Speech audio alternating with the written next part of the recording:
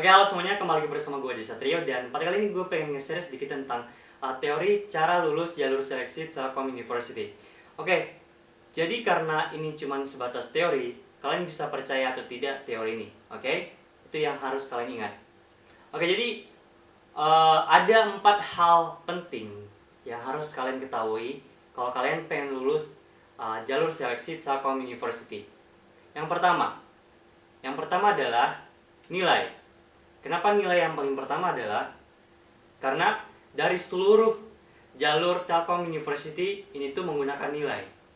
Dan standar untuk jalur reguler, misalnya JPA atau USM gitu, itu standarnya kalau nggak salah 75. Tapi untuk info lebih pasti, kalian bisa ngecek di website SMB Telkom University. Mungkin gue bakal taruh di description box di bawah video ini. Kalian bisa ngecek di website tersebut kalau misalnya gue salah, atau mungkin 5 tahun ke depan atau 10 tahun ke depan bakal berubah gitu, mungkin standarnya bakal 80 atau 85, siapa yang tahu ya. Jadi untuk info lebih lengkapnya kalian bisa ngecek di website Telkom University, atau mungkin kalian nonton video ini di 2 tahun ke depan, mungkin kita kan nggak tahu ya. Jadi kalian bisa ngecek di website SMB Telkom University untuk lebih pastinya. Oke, jadi nilai per mata pelajaran. Oke, mata pelajaran itu minimal 75. Oke, untuk amannya. Kalau misalnya nilai kalian di bawah 75, gue nggak yakin itu bakal lulus. Jadi kalau kalian bisa cuman iseng-iseng daftar dan nilai kalian di bawah 75, mending nggak usah deh. Ya. Soalnya itu yang paling penting sih, nilai gitu. Terus yang kedua adalah prestasi akademik atau non akademik. Nah, ini yang paling penting. Dari beberapa jalur seleksi, misalnya USM ataupun JPA, sekarang itu menggunakan prestasi. Nah, kalau misalnya kalian nggak ada prestasi, kemungkinan kecil kalian nggak bakal diterima, tapi kemungkinan besar juga kalian bakal keterima. Nah, gimana cara taunya? Misalnya nih, gue kasih contoh. Misalnya A nilainya 80, atau katakanlah 85. Misalnya si A 85, tapi dia nggak punya sertifikat. Terus si B ini itu punya sertifikat tapi nilainya cuma 82. Nah, si A nilainya 85, tapi si B nilainya 82 tapi punya sertifikat nasional. Nah, yang manakah Telkom University bakal pilih? Otomatis Telkom University bakal pilih yang B.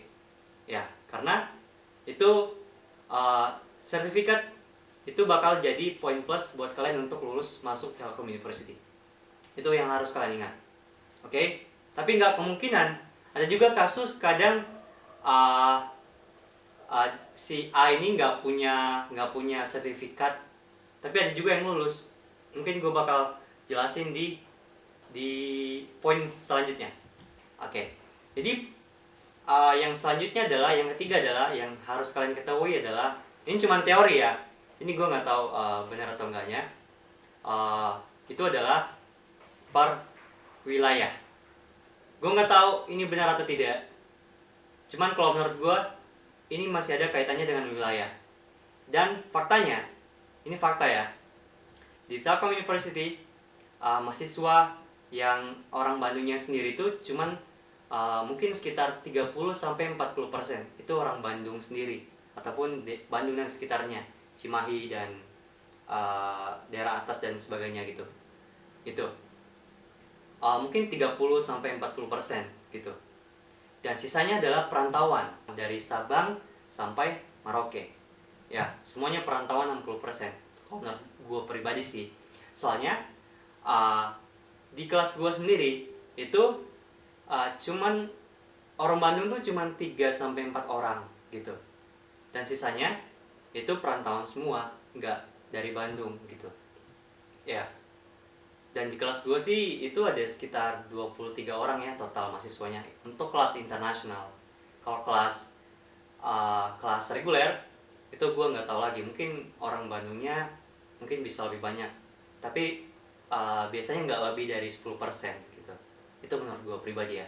Oke, dan wilayah ini biasanya berbatas kota ya. Kenapa berbatas kota?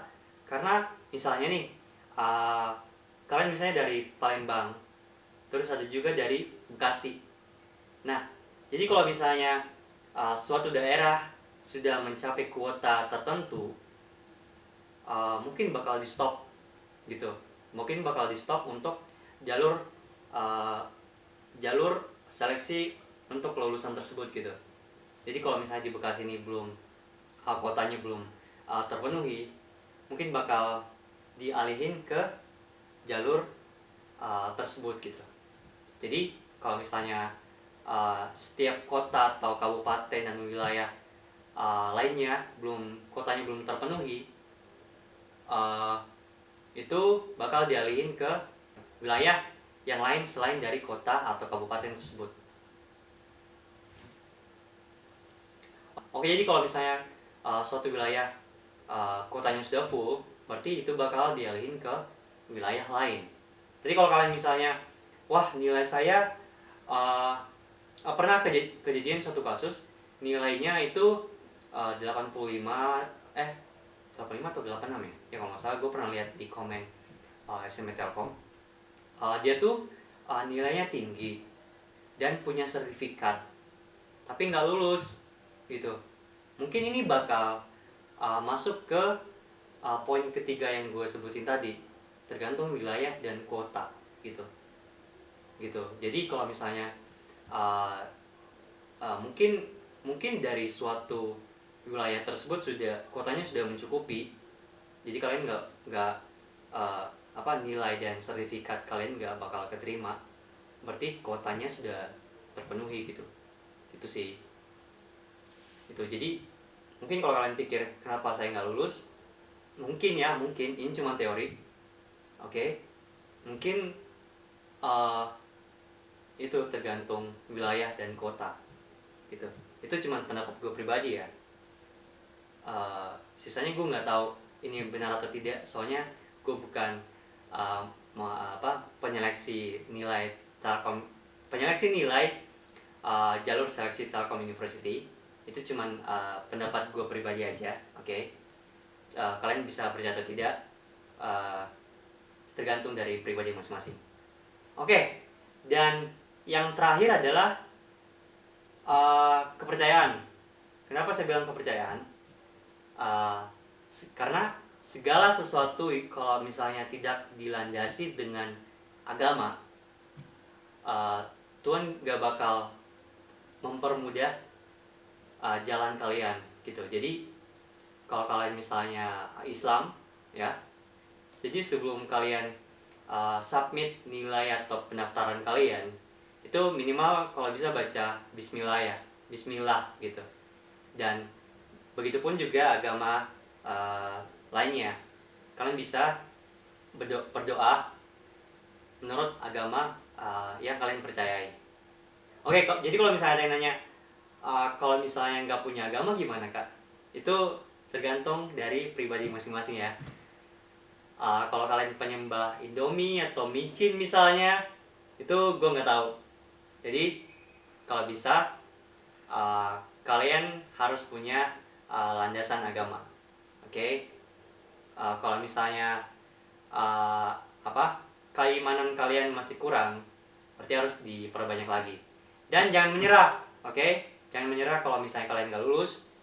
Kalian bisa daftar di jalur-jalur lainnya, karena nggak cuma satu jalur ya.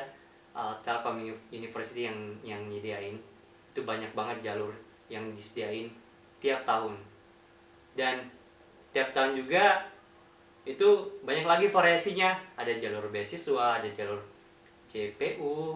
JPU ada nggak sih? Ya, kalau nggak salah tinggal JPA deh. Ya, JPA, USM, CBT, beasiswa. Ya, kalau nggak salah ada lagi deh satu, cuman gue lupa. Ya, pokoknya kalian untuk info lebih lengkapnya kalian bisa cek di website Telkom University. Ya, gue bakal taruh di description box di bawah video ini. Oke? Ada satu hal lagi yang kalian harus ketahui. Kalau misalnya kalian lulus jalur beasiswa, itu detail beasiswanya seperti apa? Itu cuman biaya pendidikan.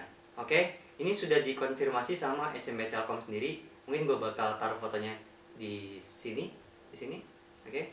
Kalian bisa lihat fotonya sendiri. Itu komen dari SMB Telkom sendiri di Instagram. Oke? Jadi jalur beasiswa sendiri itu kalau misalnya kalian lulus itu cuman biaya pendidikan saja. Untuk biaya asrama dan selainnya itu ditanggung pribadi. Dan kalau misalnya kalian lulus jalur beasiswa pintar, itu ada jalur ya beasiswa pintar lagi ya. Itu nggak dibiayain full beasiswanya. Cuman mungkin kalau nggak salah cuman SDP 2 sama UP 3 itu. Cuman itu. Oke, jadi ini cuman sebatas teori ya. Kalian bisa percaya atau tidak, itu tergantung pribadi masing-masing. Ya, oke. Oke, mungkin sekian dulu pada video kali ini. Terima kasih yang udah menonton video ini. Jangan lupa subscribe, like, dan komen video ini kalau kalian suka. Dan sampai jumpa.